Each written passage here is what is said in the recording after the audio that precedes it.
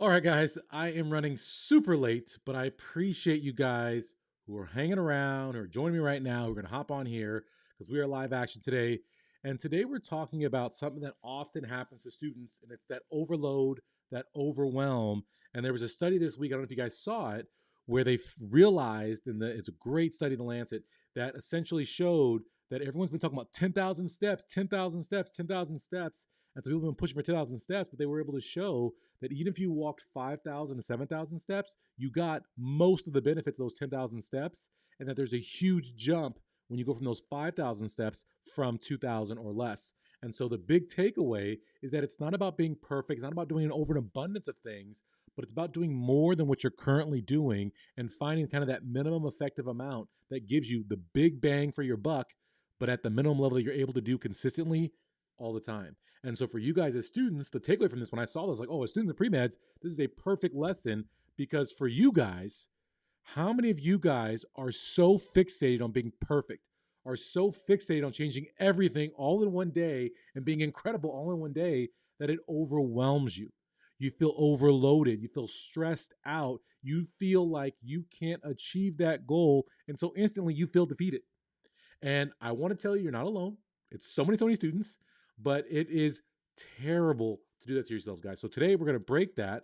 And by the end of the session, I'm going to give you guys my 14-day plan for breaking that. And I'm going to talk to you about my MEDIC method for breaking free of that and then building successful habits. And we're going to break down some of the common characters and flaws of this perfection and how it hits you guys. So it's healthy perfectionism today, healthy productivity today, being more successful, being your greatness. Can we get at it, y'all? Let's hit the intro and then we'll get right to it. Today is the day, guys. You're going to take your future into your own hands. You're going to dominate. You're going to be successful. No excuses, just dominate. All right, guys. So I was like, this is such a great topic. Let's do a PowerPoint. And we're going to try this because I like to educate. If you guys don't know, I love to educate students. I am an educator at heart. I am not a social media person, so I am oftentimes not as consistent as maybe some of you guys would like, but I'm always educating my students. I'm always teaching. We have teaching every week in my programs. I love to teach. And so let's bring the PowerPoint up. Let's really get at it. So Spencer, what is up? Meryl, what up? Ready to rock? Let's get it, guys. So my theory and my kind of thing in this is when we talk about this 10,000 steps and this quest for this impossible perfectionism is it boils down to finding the minimum effective dose where you can raise your grades, you can have huge accomplishments, you can succeed, but you can do it in a way that you're not burning out, you're not feeling pressured. And so this is a 14-day action plan we're going to talk about for students who want to get the better results, but want to do it with less stress, right? Who doesn't want that? So let's get at it. You've been lied to, right? As I talked about in this study, it was talking about how, let me move this so I can see. It was talking about how everyone was like 10,000 steps, 10,000 steps. You guys set your little watches by it and do all kind of things. And I have an Apple Watch. I don't wear it very often. I don't like these on my wrist, but people wear it. And so people push themselves to those steps. And I think it's awesome to set huge goals, but sometimes setting those huge goals can actually be defeatist because it feels impossible. And so we're like, why even do it? I'll just quit right now, right? How many of you guys do that, right? Where it's like, it's so overwhelming, you just avoid it. But what you have to recognize, guys, we have to flip this whole thing on its head, is that you don't have to do the most to see real results. You don't have to be perfect. You don't have to change everything. You just have to make progress. And so if you get nothing else from this video, understand that it's not about perfection. You don't need to be perfect to be successful. You don't need to be perfect to get into Stanford Medical School to become a doctor. You don't need to be perfect like Spencer and Meryl I can see on here who have commented, who are both in medical school now. You don't have to be perfect, but you have to make progress. And I'm always so proud of my students because I specialize in working with students who have a lot to overcome, students who are disadvantaged in some ways, students who aren't the most advantaged, wealthy, have everything going for them. I like working with the students who come in from the bottom because that's where I came from. And so when my students succeed, I take tremendous pride in it because, and I'm proud of them because they've made so much progress to achieve their greatness. And I want you guys to embrace that progress that you have to make and not be ashamed about it and be excited about it. And so you're going to leave here today understanding what the personal minimum effective dose is and what that really means. And specifically, it's a smallest specific effort that still moves your needle academically. So we're going to talk about how to find that. I'm going to provide you my 2-sentence focus strip to help you really kill the distractions, kill the procrastination, and engage and lock in with your study sessions. And then we're going to talk about a 2-week action plan where you guys can implement this and truly, truly change, right? Because that's what we want to do. And so let's start with introducing you guys to this MEDIC method. And then after I introduce it to you, I'm going to break it down to you guys. I like systems. Who likes systems here? Who likes step by step? Who likes recipes they can follow to be successful? That's what we're doing today. And so for me, when we talk about overcoming unhealthy perfectionism, finding our correct right level of perfectionism, and then striving for our greatness, it comes down to the MEDIC method. It's 5 steps to win without burnout. And so it's going to help you raise your grades, raise your pre-med profile without having to raise a ton of hours and get stressed out about it. So as we go through this MEDIC method, I'm going to break it down, all 5 parts of it. Then we're going to go through specific scenarios of the most common culprits of stealing your joy and stealing your success. So the first M in this MEDIC method is measuring your baseline. You have to do a truth audit. And this is so important because it's the lies we tell ourselves that get us into trouble. How many of you guys consistently lie to yourself? You consistently mislead yourself in an attempt to protect your feelings. You actually hurt your future. You kill your dream because you're so concerned about not feeling that regret, not recognizing that you're not doing what you're supposed to be doing. But if we're honest with ourselves, how many of you guys tell yourselves in your mind, I'm studying all the time, I'm studying focused, I'm studying every day, when really you're not, you're going through the motions. And it's one of my favorite things to do when I go out to study events is ask students, hey, how many of you guys know how to study? And I'll ask that question. And I'll re-ask you, how many guys really know how to study? And I make them be honest with themselves. And when they're honest with themselves, they recognize, dang it, I really don't know how to study. I'm just kind of faking the funk. I thought I'm supposed to know how to study because I'm a student, but I really have never been formally trained, Dr. Pinesett. And then I'll ask another question. I said, hey, how many of you guys study? Listen to the words of this. How many of you guys study when you're supposed to study? How many of you study when you're supposed to study? So if you schedule study time, how many of you guys are actually sitting down and starting that session when it's supposed to start, following through to the end of that study session, and you're focused throughout that session? And if we're honest and we're being truthful with ourselves, the truth is we are not as focused, we are not as dedicated, we are not as consistent as we would love to be, and more importantly, as we would need to be successful. Yes? So if we want to be successful, if we want to create effective change, if we want to make ourselves a successful student we aspire to be, in a successful pre-med, we have to figure out where the heck we are at truthfully and honestly. And for me, if you guys know my story, right, my jam, where I was flunking out of college. I was not on track to get Stanford Medical School. And I wanted to become a doctor. I really wanted it, really, really bad, with all my heart. But I wasn't on track, and I was lying to myself, telling myself, hey, just keep working hard. Hey, put in more time. Hey, keep doing this. And it's like the 10,000 steps. I was in a position where every time something went terrible, every time I got a bad grade, my solution was work harder, push through it, grind more, and you'll be more successful. But what kept happening is I was just burning myself out. I was spending long hours in the library, a ton of time in front of my book, but I was distracted. I wasn't focused. I wasn't effective, and I wasn't outcome driven.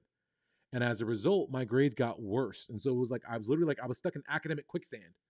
How many of y'all are in academic gosh darn quicksand where the harder you fight for what you want, the further away you get? You're getting sucked down and suffocated by that hard work and by that effort. You're burnt out and you feel smoked. We got to break that cycle. And so it starts with being true to ourselves and measuring our baseline so we set realistic expectations for ourselves. So measuring this baseline, I want you to take 7 days, right?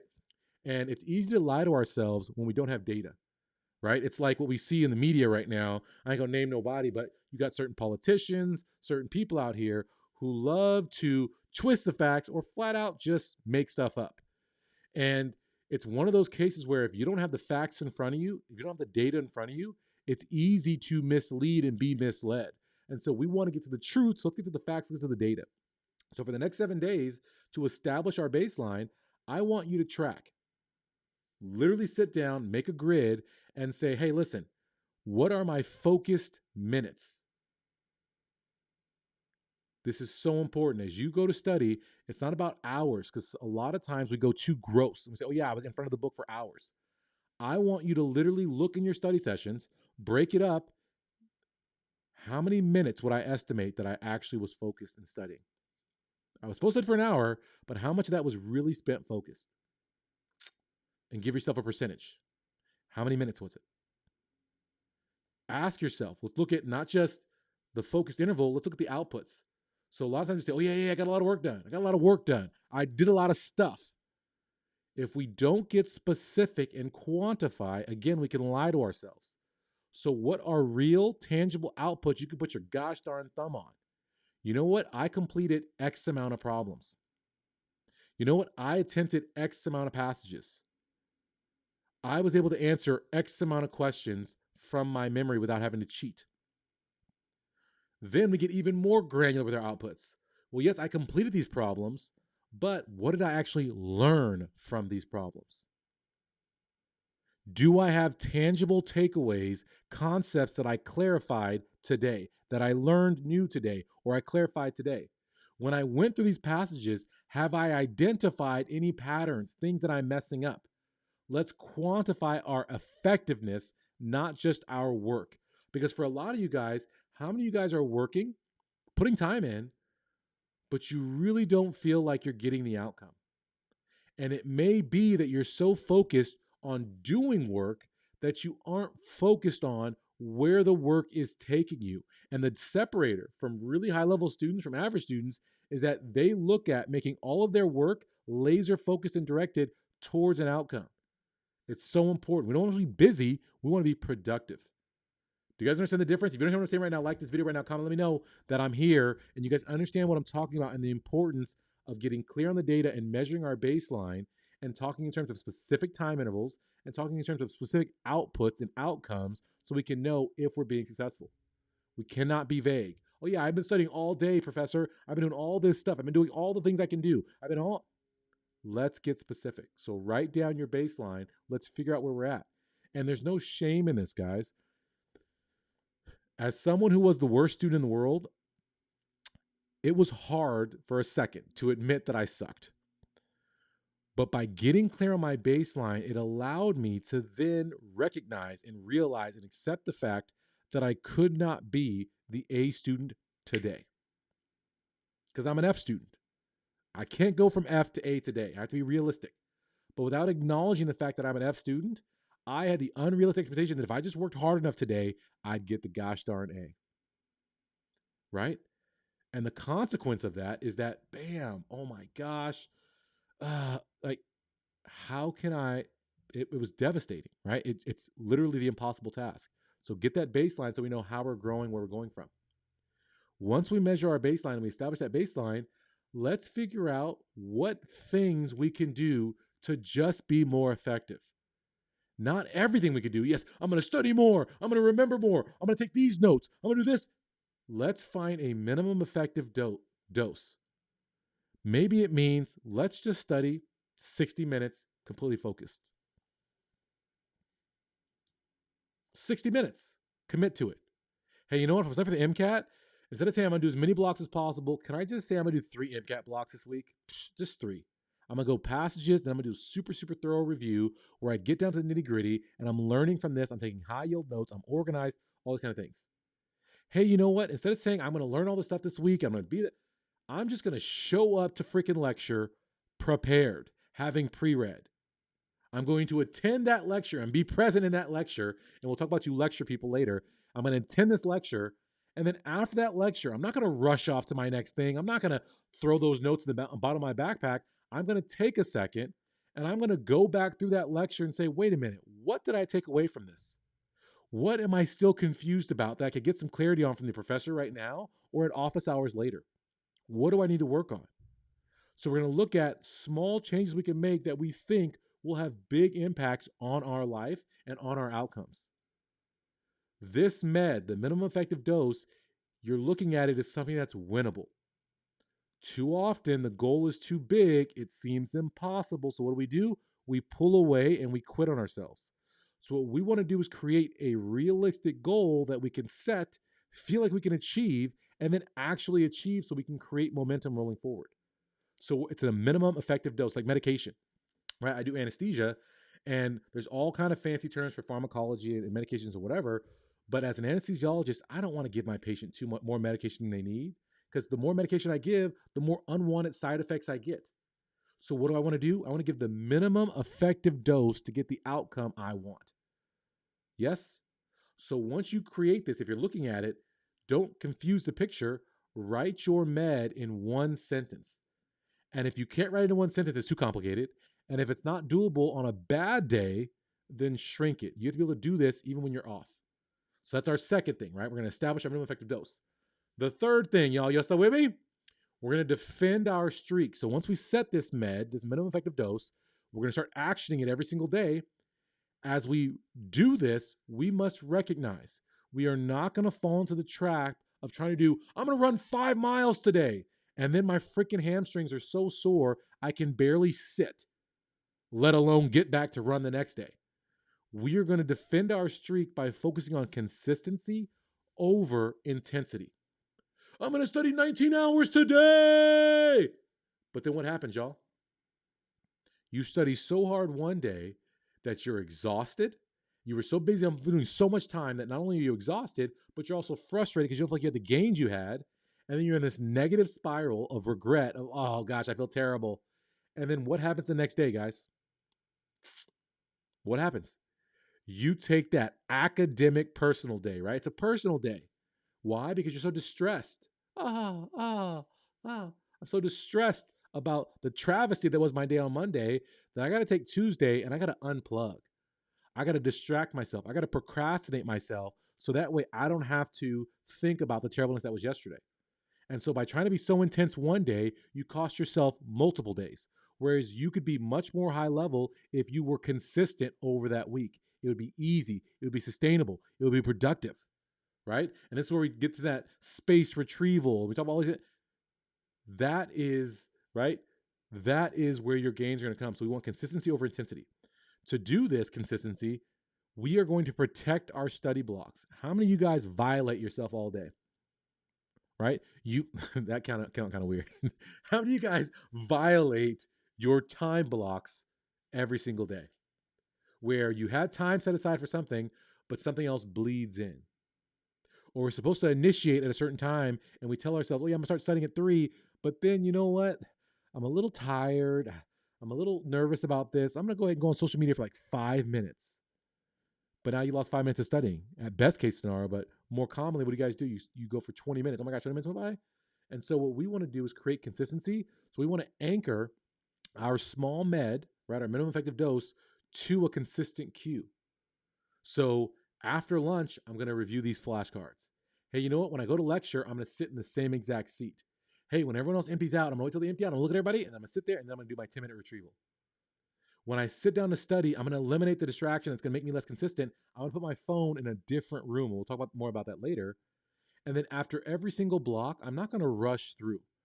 I'm going to take the time and take my knowledge and make it knowledgeable and make it test-worthy knowledge by asking myself, what are 3 test questions that I could think of from this material?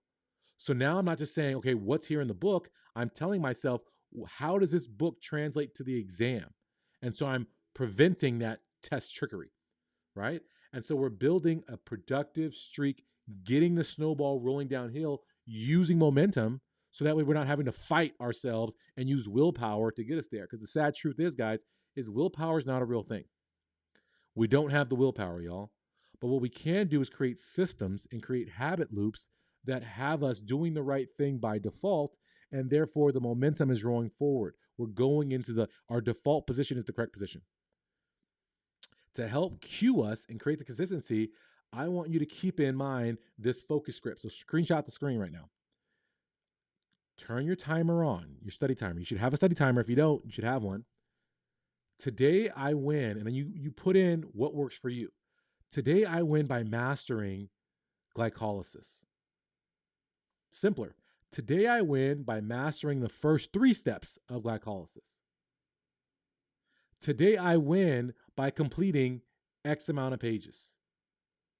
Today I win by completing 3 MCAT passages. Today I win by writing 3 test questions after I study. Today I win by doing 3 questions in the back of the chapter after I study. Today I win by getting my phone out of the room, and when the timer ends, I stop. That's it. And I tell myself all of these wins tomorrow, the next day, the future, the A I want, it starts right here, right now. And so I'm linking a future outcome, which is amorphous, and I'm tying it to something that's tangible today to make it more practical and real and make it something that I need to do. And as I say this to you, right, you're like, well, this sounds kind of like whatever. But this is so powerful, guys, of triggering ourselves into the right emotion. And so, for how many of you guys do you sit down and you're stressed, you're overwhelmed, you're sad, you're tired, you're all these things, and so you don't study, you procrastinate? The ability, emotional regulation, emotional quotient, right? EQ, these things people talk about. Regulating your emotions, there's many, many tools and tactics. But the big outcome is that we want to be able to take ourselves from whatever emotion we're feeling and trigger a productive, helpful, fruitful, healthy emotion that's going to get us into a better space. And so for me, when I used to sit down and study, I could instantly trigger motivation, desire, focus by telling myself, I must study today for my kids tomorrow. Because if I don't study today, my kids tomorrow are going to have an unstable, chaotic, terrible childhood. And what I want for my kids is to have the best of things. I want them to have opportunities. I want them to be stress-free. I want them to have a full, rich life where they get to have these amazing experiences that shape them as a human being. And so I tied studying, which can suck, to something that I wanted so deeply and so badly in the future. And so by doing that, it made that studying, all I could see was my kids, right? And then the outcome, I get to stay for medical school, I become a doctor, and now my kids have this incredible life where they have all these great experiences. We were at Dave & Buster's yesterday, and now my kids right now are at a water park having fun. I'm here with you knuckleheads teaching live action, but they're at the water park having fun, and that was all crafted from that focus script that I crafted about how my kids needed me. Yes, yes. Do you guys get what I'm saying? So we're going to create the consistency and move ourselves to consistent productive action. We are Live Action Guys. I am Dr. Andre Pinesett. I'm here, as always, to make you more positive and more productive as a pre-med and as a student. And today we're talking about how we can create effective change in our life and be more consistent, be more high level, and avoid unhealthy perfectionism. If you're here for it, let me know, y'all. Comment in the box, like the video. Let's keep it going. Medic, let's go back and let's review. Measure your baseline so we know where we're at. We can set realistic goals. Establish your minimum effective dose. Okay, what do I really need to achieve right now that's achievable that I can do on my worst day? Defend your streak. So we say to ourselves, wait a minute, I want to be consistent over intense. I want to make sure that every day I'm working on getting things done. And then as we start to do this and we start to execute, it's like, yay, I'm having wins. Oh my gosh. Once you're consistent for a few weeks, then it's time. We're never satisfied. We never stop. And this is such a, let me sidebar here. I consider myself, and I have a whole video about this. You guys want to talk more about perfectionism, so check my YouTube channel. But I am a self-proclaimed perfectionist on purpose. I am a perfectionist, but I am a productive perfectionist. And that my perfectionism doesn't paralyze me, doesn't handicap me, doesn't overwhelm me. It drives me and it excites me. And the fact that I recognize through growth, both in terms of my knowledge and through my practice attempts and developing skills, I can get better and better and better and better and better and approach. It's like those line graphs, right? I don't quite hit it, but I approach one, right? I'm approaching perfection. I don't force myself to be perfection. I don't expect myself to be perfect every day. I don't expect to be a perfect human being because none of us are perfect, right? We have to have that level of forgiveness and understanding with ourselves. But at the same time, I recognize that I can strive for perfection and I can strive to reach that perfection in some distant day by making every single day as perfect as it can be and being my best that day, which is different. I just want to be my best self every single day. And if I show up and I'm my best self, and what does that mean? That means giving my best effort. That means being as focused as I can be.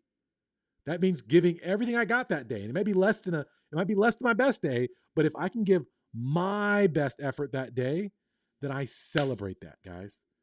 I applaud myself for striving for perfection, for seeking perfection, and then I never penalize myself for coming up short. I look at it as an opportunity to say, wait, why wasn't I my best self today? How can I get better from that? And I move myself forward with the encouragement and the optimism that, you know what? Perfectionism isn't possible, but getting better and being more and more perfect is possible. And that's a big swing. Does that make sense to everybody? It's a big it seems subtle, but it's a powerful thing because as many of you guys have experienced, right, that parental pressure to be perfect. How many guys as pre-meds feel this peer pressure to be perfect, where everyone around you tells you that if you're not perfect grades, perfect extracurriculars, perfect personal statement, that you're not getting into medical school, right? Got you running around doing this and doing that and doing this and doing this and doing this and constantly overwhelmed, constantly stressed out, constantly feeling inferior because you're chasing some perfect pre-med shadow that doesn't exist. So we must change that, right? Even in medical training, I'll have students that I work with, right? Medical students, residents, and I go out and do these talks and I have to talk to them and say, hey guys, medicine is about lifelong learning. You should be struggling. You should be learning. You should be growing. You should feel confused. The day you show up to the hospital and you don't have anything to learn is the day you should retire from medicine, because then you don't have the mindset to be the best doctor possible. Every single day, even now, I'm a fantastic anesthesiologist. I'm the best of the best. I'm a great anesthesiologist. But every single day, I'm constantly assessing and looking for ways that I can get better, that I can learn from things that happen, that I can tweak, and that I can improve myself. That's what you guys want. So don't get down on yourselves. Don't force yourselves to always know what to do, to always have the right thing to say on rounds. To just go in there and say, I'm going to learn as much as I gosh darn can today to be my best self today, to be even gosh darn better tomorrow. Yes? So, as we go, we are never satisfied. We're always improving. And so we want to have incremental changes, very small changes and nudges. So after a couple weeks consistency, add a small amount to your thing to continue to level up and grow so you don't stagnate. Oh, you cannot stagnate, y'all. We have to be getting better at all times. And so after the first couple weeks, add 15 minutes on your focus block. So if you are a student right now, right? Where my ADD, ADHD students at right now, right? I teach my students, we're all in the ADHD spectrum because we all have inattention. We all have distracted attention that's hyper-focused where it shouldn't be on the TikTok, right? If you right now can only study for 25 minutes at a time, 30 minutes at a time, there's no shame in that. But just because that's what your maximum is today doesn't mean that has to be your maximum tomorrow or next week or next year.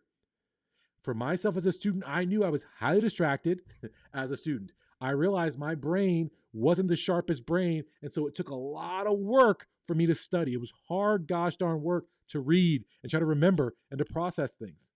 And so I started small, 30 minutes. Then when I was able to consistently knock out 30 minutes, I then started adding on 15 minutes. I'm at 45 minutes. And then I'm at an hour. And then I maxed out at 2 hours. But those 2 hours, y'all, were so high level, so high focused, and I would have never got there if I didn't make incremental changes. And as you make these incremental changes, make them winnable changes. Don't go from 30 minutes to 2 hours. It's ridiculous. Small incremental changes to get better. Maybe with your MCAT prep, as it gets more fluid and you get used to the flow of it and you get used to breaking down questions, don't stagnate and say, I'm going to do the same amount of practice blocks every week. Add a practice block. Challenge yourself. Push yourself so you can peak to your exam MCAT testing. And this is something that students don't think about with the MCAT, but we want to be peaking to the exam. We don't want to be, no. We want to be peaking to that exam, that exponential growth to get there. As you increment up, you're not going to be perfect. Again, it's not about perfection. So if you miss consistently, if you miss a couple times in a row, don't get down on yourself. Instead, go back to that last effort level or pick a smaller increment and make yourself successful. Recognizing that we'd rather move up one stair, a baby stair, than try to jump up 5 stairs and bust our lip and our face and go tumbling all the way down. I was watching Kung Fu Panda with my kids. And in Kung Fu Panda, you guys have never seen it, Po tries to go up and sell his noodles at the top of the thing. And he goes up the stairs, and then he comes down, and his whole cart comes crashing down. Don't be Po, y'all. Baby steps, one step at a time, and you'll get there, okay?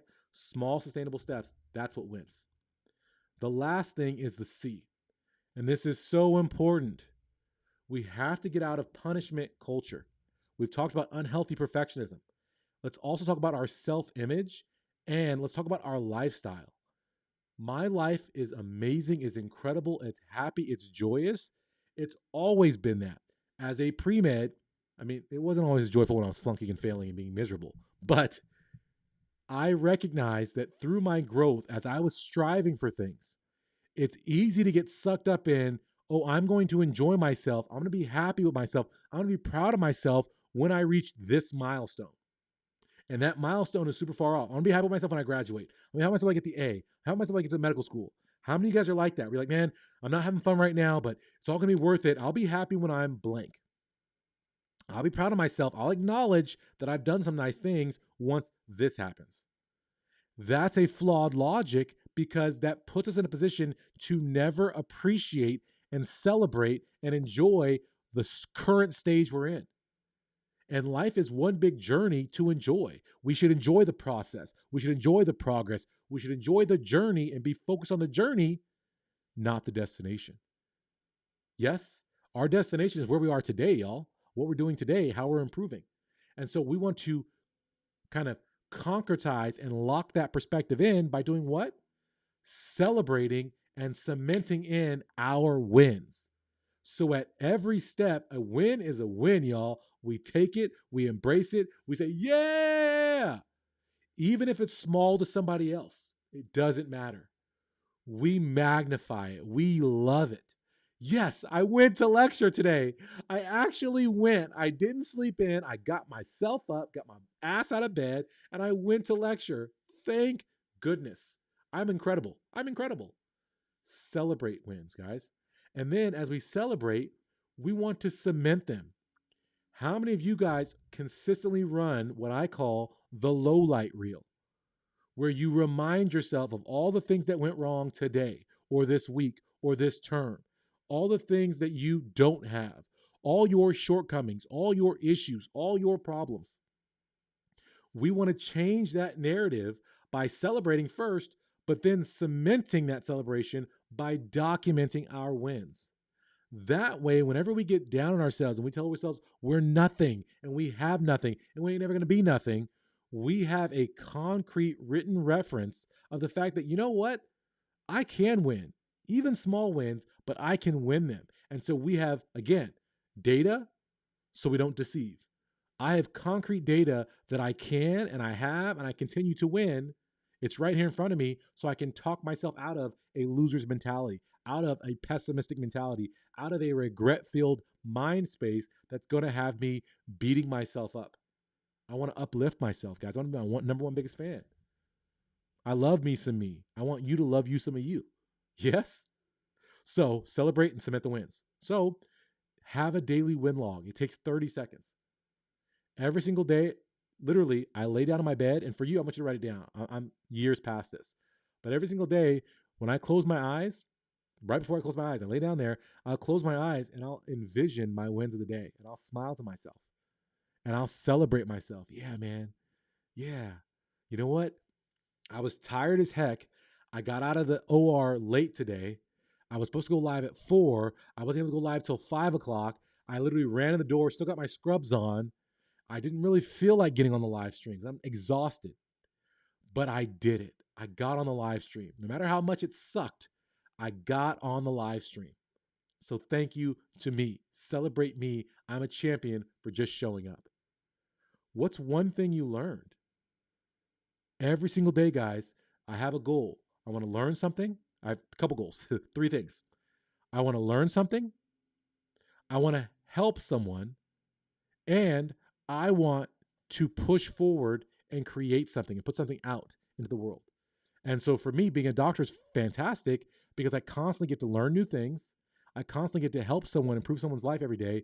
And I constantly get to have a work product that I put out every day.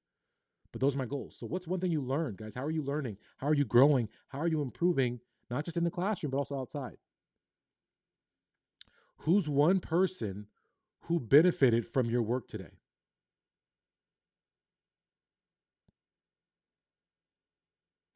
How many of you guys feel like you're in this work, and you don't really see the fruits of your labor?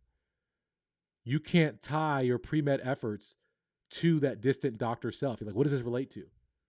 Instead, I want you guys to look for ways you can positively impact people's lives every single day. And then when you do that, celebrate that. And by doing that, guys, you're going to see you become an impactful, difference maker of a person who's a standout pre-med. It's awesome. And then at the end of every week, I want you to take those days and scan over all your logs from the week and circle your 3 biggest wins and share them with someone. Make them real. Call your mom, call your dad, call your girlfriend, whoever. Talk to a stranger. But hey, stranger, I just want to let you know that I'm out here doing big things. I went to lecture. Yes. You know what? I actually studied every single day this week. I would say for 5 minutes every day, but I actually studied every single day. I've never done that before. Right? I went to office hours. I was too nervous to ask a question, but I went to office hours. I'm doing big things. Look out for me in the future. I'm going to the top, baby. That's what we want to do. Make it real. Your brain, your body, yourself will repeat the actions that they are rewarded, right? It's why you guys love your parents' approval. Oh my gosh, you get a reward. I'm going to do this behavior. We love the A because that's the reward. So what we want to do is start tying our actions to reward so that way we can cement the practice and we can create this identity of consistency and positivity and self-belief instead of crushing ourselves. Yes, that's Medic. As I recap it, let me know you guys are still here. MD More Damage, appreciate it.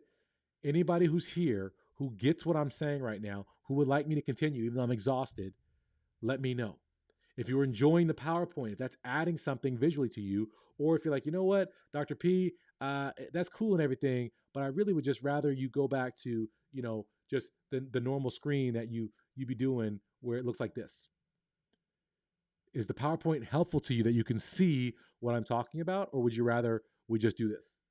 I'm open to whatever, right? Do you want me to continue? We're at 37 minutes, or are you like, hey, Dr. Pinesett, I'm as tired as you are, and I think we've done a lot tonight. Maybe we can do part 2 of this on Wednesday. Maybe we'll stop there. Maybe that's what we'll do. Let's recap it. The Medic method, and then measure so we can get real data, establish your minimum effective dose, your med, defend your streak by eliminating distraction and anchoring things, increment, once you start being consistent, push yourself, don't stagnate to grow. And then as we grow and as we accomplish, let's celebrate. Yes? And then we'll stop here. I'll introduce this, and this is for next time, a little teaser. There are 6 student overload archetypes. So for you guys who overload yourselves, you guys who punish yourselves with your perfectionism, there are 6 primary archetypes. And there's more, but these are the 6 most common. And so what we're going to do is walk through these 6 types. And I'm going to describe this to you. And as we go through, you can raise your hand and say, gosh darn it, Dr. Pinesett, that is absolutely me. And we're going to talk about what that is. We're going to really get real about what that lifestyle is like. And then I'm going to break it for you using Medic and giving you the example. And then after we go through all 6 of these archetypes, we're going to do an overall walkthrough of how you can implement this in 14 days. And then I'm going to give you guys a cheat sheet that you can walk through and you can track so you can make this progress, make this change in a healthy, not overcoming way. Yes?